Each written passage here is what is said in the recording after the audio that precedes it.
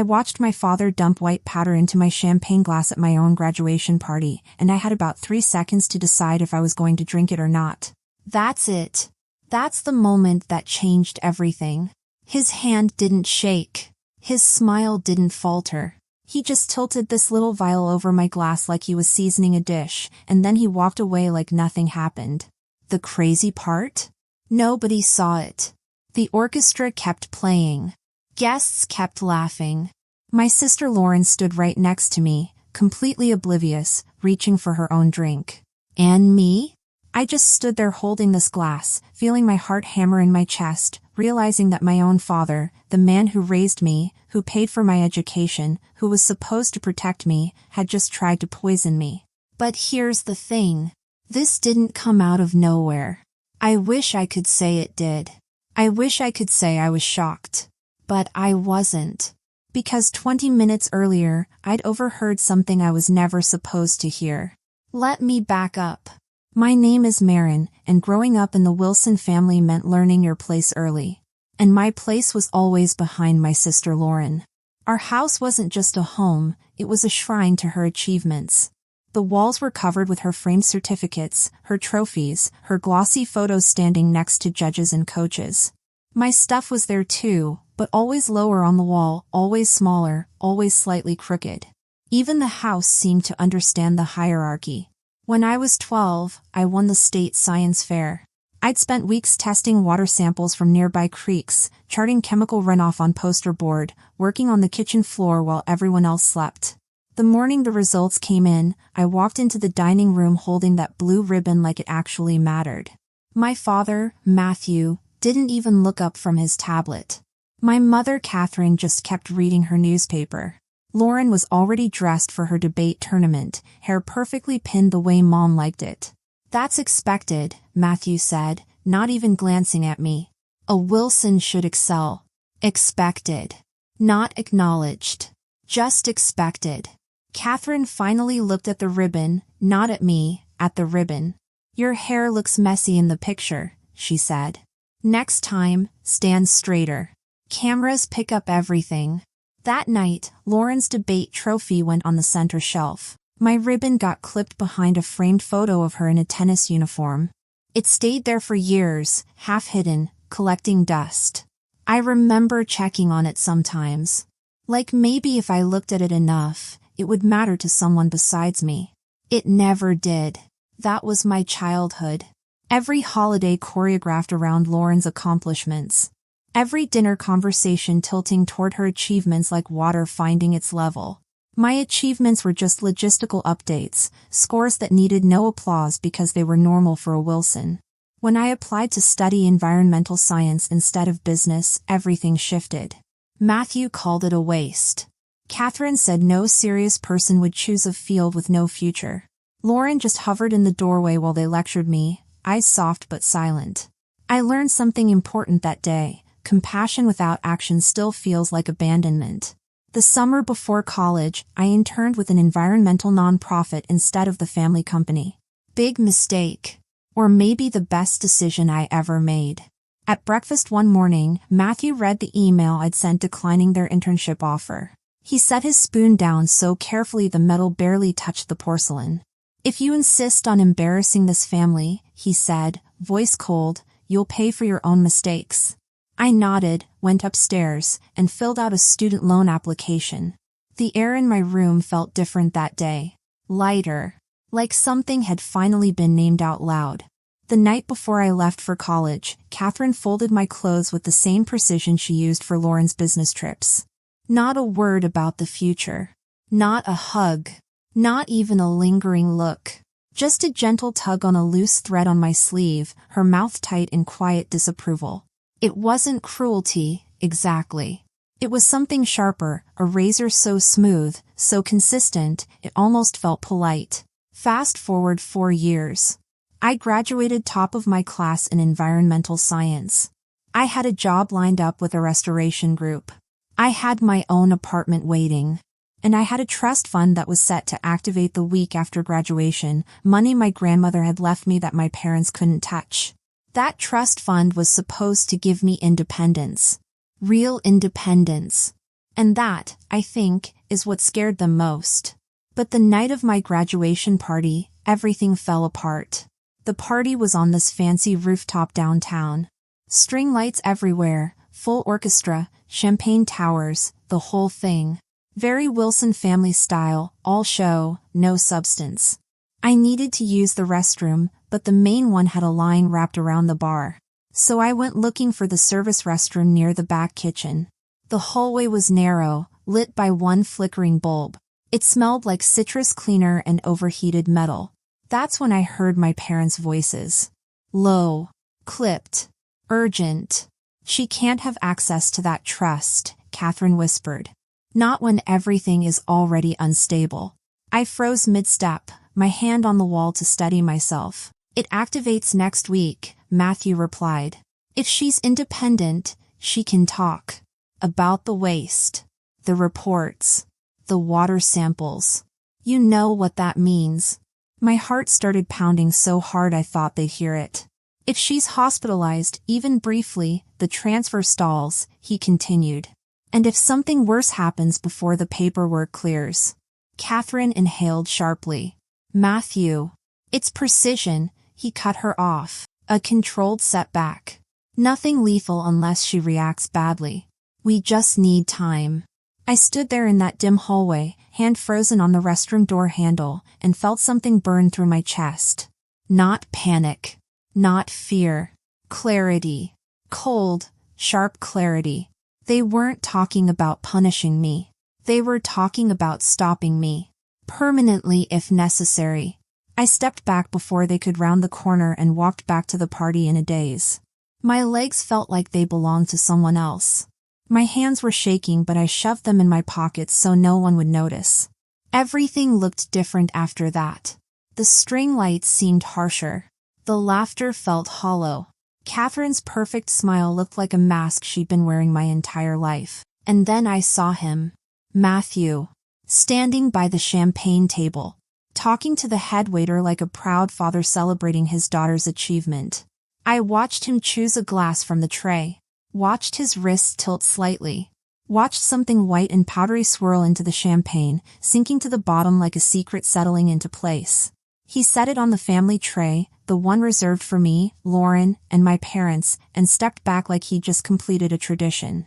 My sister appeared beside me, laughing at some joke a cousin made. She didn't notice Matthew watching me. Didn't notice the way his eyes tracked the waiter carrying that tray toward us. The waiter extended the tray.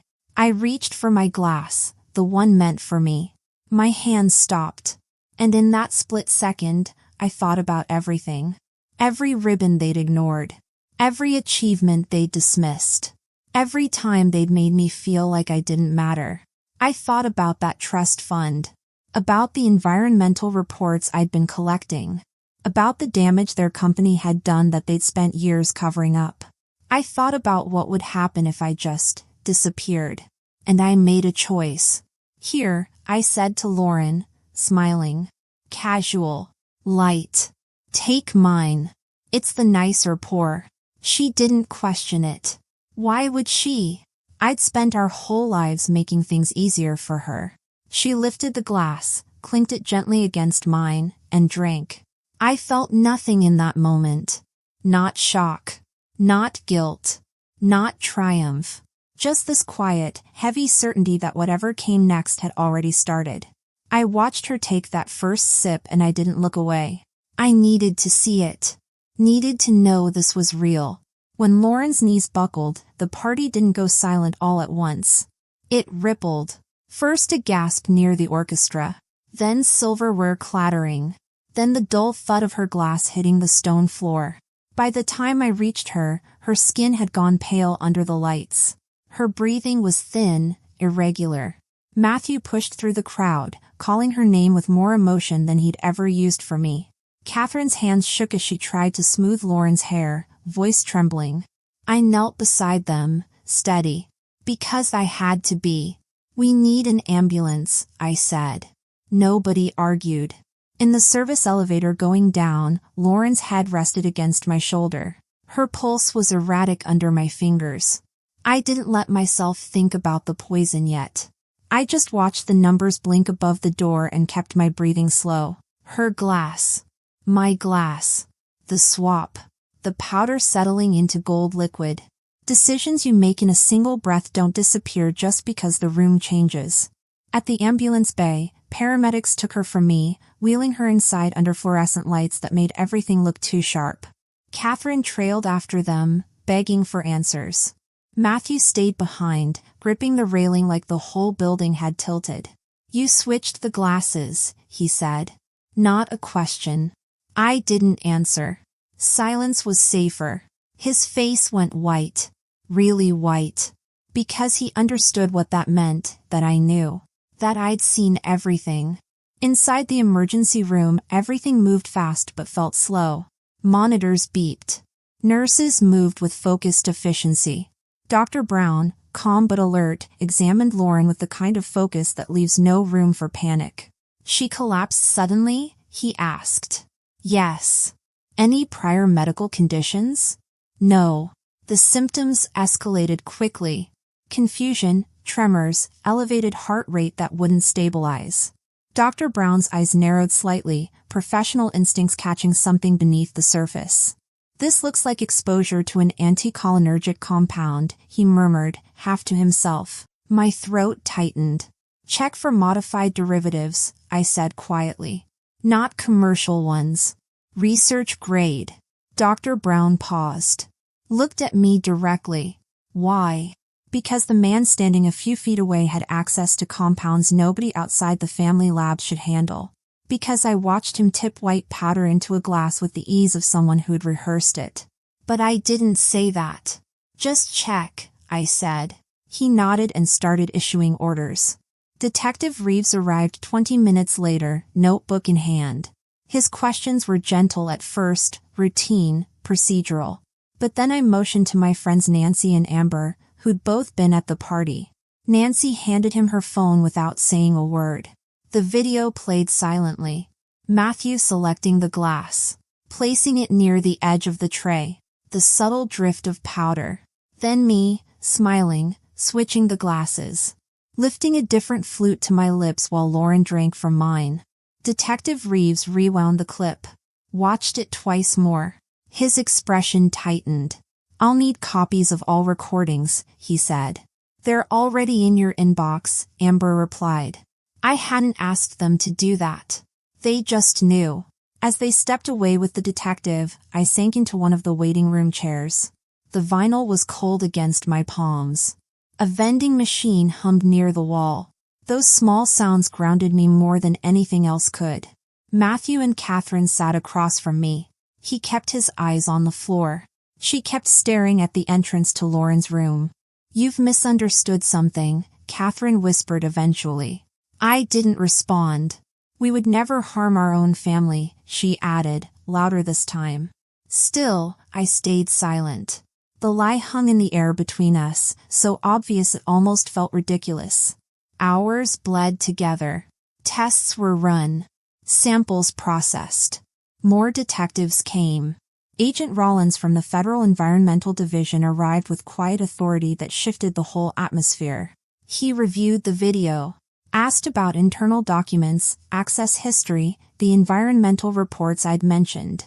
I answered without embellishment, without emotion. Facts were enough. I told him about the water samples, about Ruth's journal, about the disposal records that never quite added up, about the threatening emails disguised as concerned advice. Everything I'd been collecting for months, just waiting for the right moment. This was that moment. By dawn, Lauren was stabilized. Groggy, confused, but alive. I stood by her bedside, watching her eyes flutter open. "It wasn't supposed to be you," I said softly. Her brows knit together weakly. She tried to speak but couldn't quite form the words.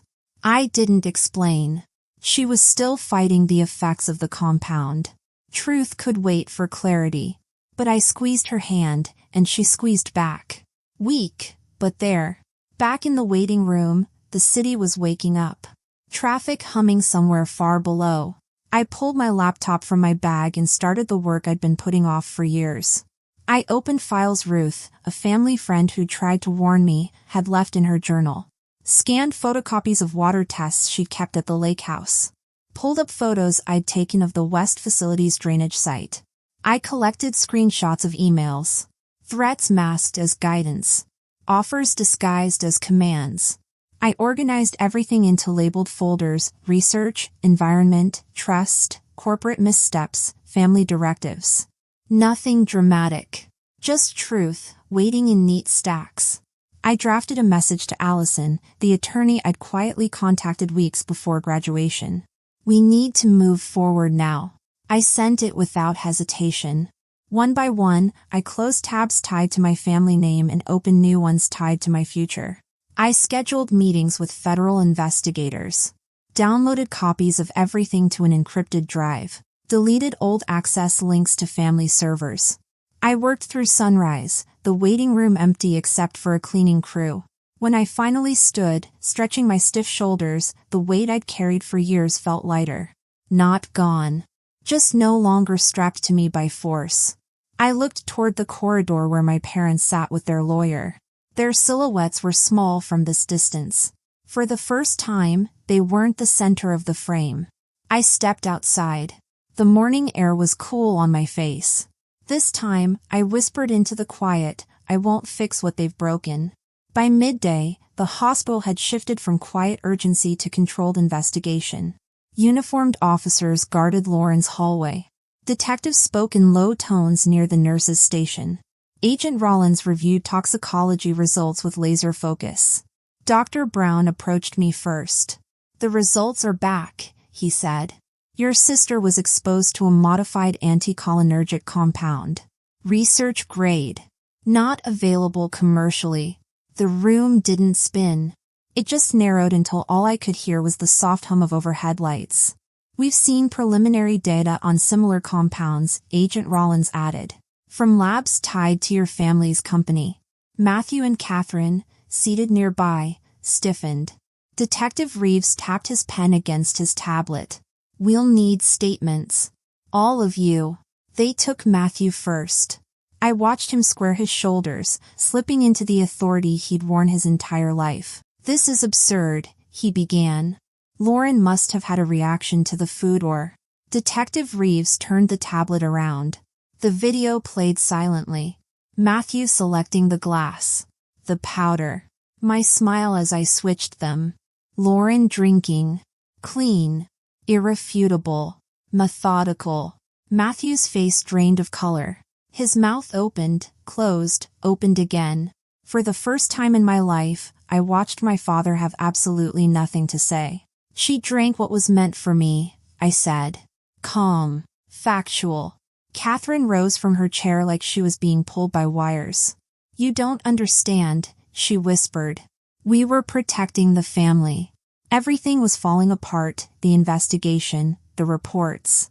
If those documents went public, so you tried to slow me down? I asked.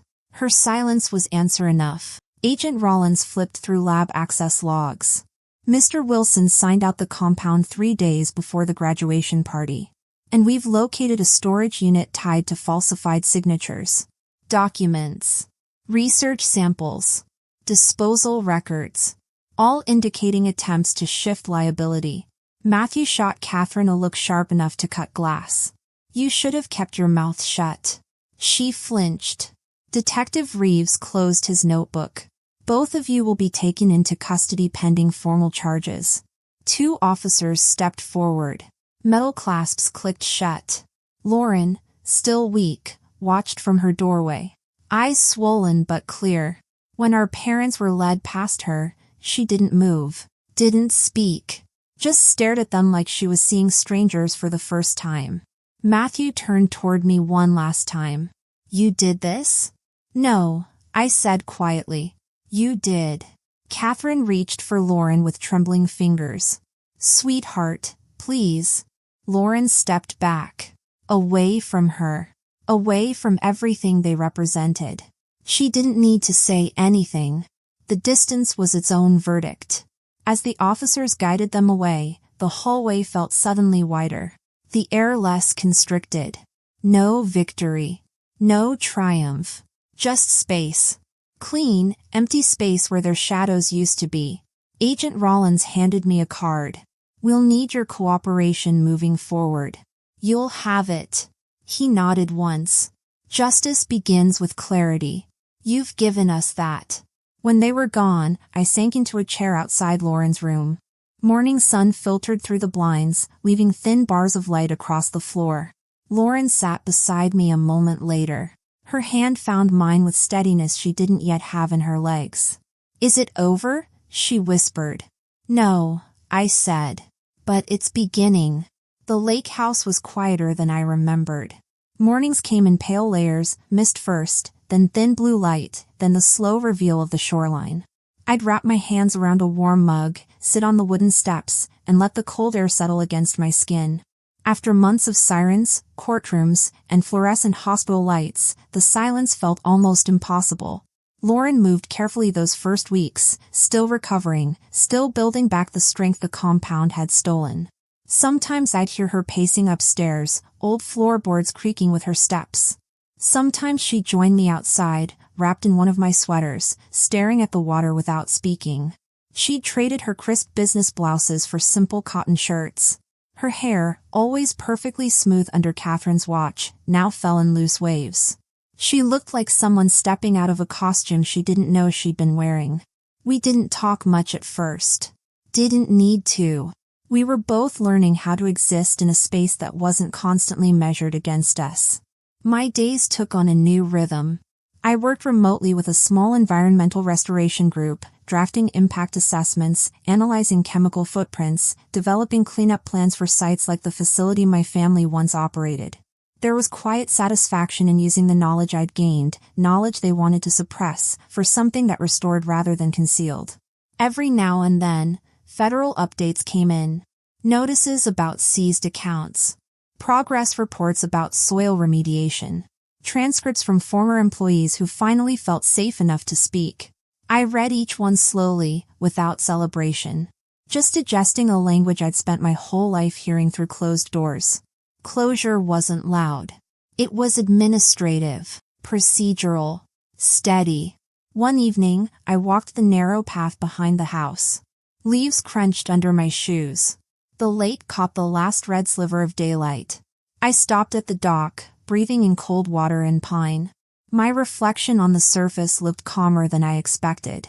Older somehow, but lighter. The rooftop party felt far away now, like a film I'd studied rather than lived through. The glass, the powder, the choice. I could still see each moment sharply, but the urgency had faded. In its place was something else. Not forgiveness. Not victory. Just release. Later, inside, I found Lauren at the kitchen table sorting through law school materials. She looked up and offered a tired but real smile. First time in months I saw her eyes without fear behind them. There's still a lot ahead, she said. I know. But it feels different now. It does. A breeze moved through the open window, lifting the edge of one of her notebooks. She held it down with her palm, steadying the page. I keep thinking about that night, she said quietly. About the glass. About what you did. I didn't say anything. You saved my life, she continued. But you knew what it meant. What would happen to them? Yeah, I said. I did. She nodded slowly. I'm not saying it was wrong. I'm just saying, it took courage I didn't know you had. I didn't either, I admitted. Until I needed it. For a long time, we just sat there, listening to the quiet. The kind that doesn't ask anything of you, doesn't hide anything from you. The kind that finally felt like ours. I used to think survival meant staying small, staying quiet, folding myself into whatever shape kept the peace. Now, standing on that dock with the lake breathing against the shore, I understand something simpler. Distance isn't abandonment. It's recovery. Truth doesn't need an audience to matter. It just needs space to stand. My family taught me how silence can wound. Life taught me how silence can heal. And somewhere between those two edges, I found a boundary that finally holds. The life ahead of me isn't loud or triumphant. It's mine. And that, at last, is enough. Thanks for listening, and if this story hit you the way it hit me, share it with someone who needs to hear it. Drop a comment below and share your thoughts, and subscribe for more stories about finding your voice when the world tries to silence you. Sometimes the bravest thing you can do is save yourself, even when it means letting others face the consequences of their own choices.